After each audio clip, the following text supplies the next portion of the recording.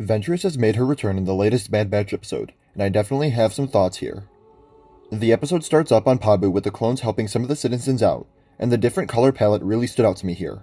The clouds made everything much less vibrant, and that immediately caught my attention as soon as the episode started. They've heard no word from Fennec regarding her contact, and here we see a bit of the different mentalities of Hunter and Crosshair. Hunter is adapted throughout the show, where he's now willing to wait around until they know what they're dealing with. Crosshair, on the other hand, is used to the old Bad Batch, where they would go charging in themselves for the intel rather than wait around. Little do they know that the contact has already arrived on Pabu. We get some more Omega and Batcher content, and I love how she's literally just a dog, the exact same for all her mannerisms. As if we didn't love these characters enough yet, they've thrown in an alien dog that's impossible not to love. While playing around, Omega finds Ventress in her ship in a cave, and I really liked the way they introduced her. Between the quick cutaway and the music, it was a very tense minute or two where I was concerned for Omega's well-being, because we didn't know what Ventress would be getting here. And yet, by the end of the episode, I'd say we still don't know which version of the character we're seeing here. Is she the Sith Assassin and Bounty Hunter version, where she's entirely out for herself and willing to turn the clones into the Empire for money or freedom? Or is she the redeemed person who fell in love and sacrificed herself for Quinlan Vos? She really jumps back and forth throughout the episode, which was one of the most captivating and confusing aspects of it. It would have been really nice to get some clarification on how Ventress survived the events of Dark Disciple, and where we're at right now in the timeline, but honestly I was a bit disappointed with how little we learned about Ventress. Any attempt to learn more about her from Omega was shut down, and there wasn't really another opportunity for any background or exposition to be included, beyond the bare necessities of her being a Sith assassin during the Clone Wars, courtesy of text files. The only somewhat explanation we get for her survival is her last line of, "I've got a few lives left," and yet immediately after watching the episode, I still don't know what to make of that. Part of the problem here is expectations, because this was a moment I've definitely been looking forward to and theorizing about since the trailers, even going as far as to question whether Quinlan Vos would show up too. So in respect to all of that, very little happened with this episode. But Ventress's character towing the line between good and bad, constantly making me question what side she was on, did make for an interesting first viewing, because I never knew what to expect. I found myself thinking ahead in this episode and theorizing about what could happen next much more than the other episodes, because I was so interested in what we were getting with Ventress's character, and yet so unsure as well. At first, I assumed she was the redeemed character after Dark Disciple, which for a while fits the bill. All she reveals to the Batch at first is how she somehow found them on Pabu without getting their coordinates, proving how capable she is right off the bat. The voice here sounded just like before, but I found the character animation to be blocky and disjointed, something that really took me out at first until I eventually stopped noticing. Omega gives Ventress the classic "it's for a friend" cover, when she asks why they want the intel, although she slips up right after Ventress tells them about the M count and the Force. The way she warns them of the Empire hunting people with high M counts makes it sound like the Empire has hunted her too, but again, we really don't learn much here. Although it seems very unlikely given how the episode ended, I really hope we get to see Ventress again, because the canon nerd in me wants an explanation on how this all fits into her story, where we're at right now in relation to Dark Disciple, how she survived, and where Vos is right now. Although she tries to leave after that, Omega convinces Ventress to stay to test her on her Force sensitivity, which was lackluster to say the least. The first is a test on balance, and there was nothing about the scene that really stood out to me in terms of the Force or anything.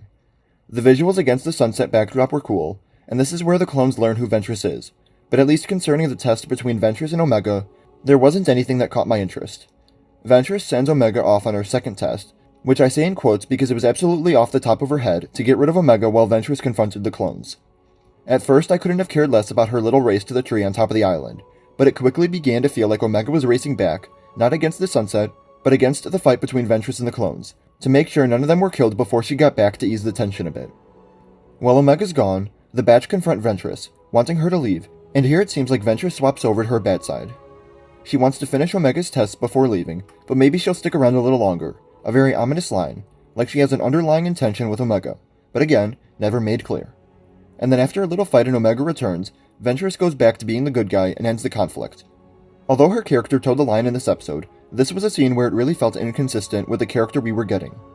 Not like her doing some good and some bad, but her having two distinct characters with personalities and different goals, which made it really hard to love what we got from the character in this episode. I really wanted to believe that Ventress wasn't that bad, and maybe the Batch were overreacting, but it was impossible to ever get to a final conclusion with the way the episode handled her character, like the writers couldn't make up their mind with where she was at in her journey right now. After the fight, the clones still don't trust her, understandably so after they were nearly killed by her, but Omega, with her innocent naivety, still wants to. Although they try to convince her otherwise, using Crosshair as a prime example shuts them all up fairly easily.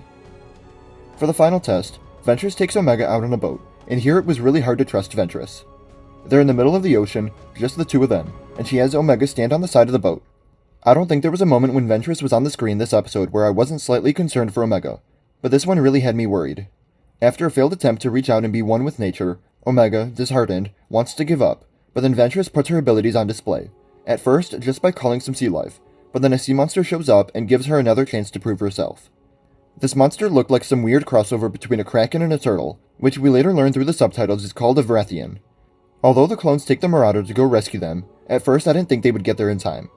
Especially after Omega gets pulled underwater by a tentacle, I figured that here Omega was going to have to use the Force to save herself in desperate measures. But Ventress is able to save her, and then after Ventress uses the Force to connect with the creature, the batch arrived to give them a lift back. Crosshair helping both Omega and Ventress back onto the ship was a moment that really stood out to me too. Before Ventress leaves, she tells Omega that based on what she saw in the tests, she doesn't have a high M count, which according to the Imperial tests we know is wrong, but it's understandable given what Ventress saw from her, which was basically nothing. I had gotten my hopes up that this would be when we saw Omega consciously tap into the Force for the first time, the same way I got my hopes up with Ventress's appearance, but in the end we really didn't get much. Although Ventress's assessment of Omega only makes it more confusing why the Empire is after her, Crosshair can tell that she's lying. At first it seemed like Ventress lied to Omega, so that she would get to stay with her brothers instead of leaving to be trained in the Force, which I think was me subconsciously wanting that moment for Ventress's character. Although we kind of leave this episode the same way we started, it opens the door for Omega to leave the Bad Batch by the end of the series to be trained in the Force.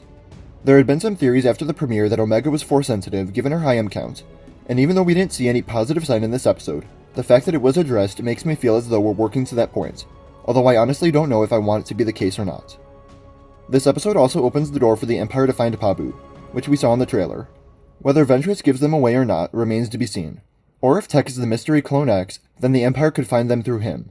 But Ventress does recommend that they leave Pabu and that they aren't as safe as they think they are.